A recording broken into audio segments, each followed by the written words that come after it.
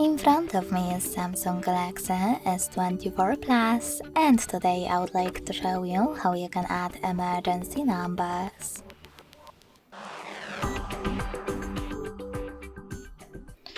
Begin by opening Settings and scrolling down to access Safety and Emergency. Now tap on Emergency Contacts and make sure that this switcher next to Show on Lock Screen is blue. When you finished, hit Add Emergency Contact and click on all of the ones that you wish to add. When you're ready, hit Done at the bottom. As you can see, all of my chosen contacts were successfully added.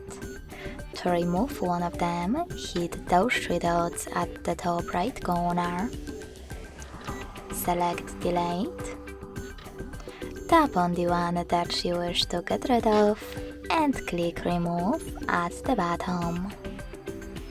Thanks so much for watching. If you enjoyed this video, leave a like, comment and subscribe.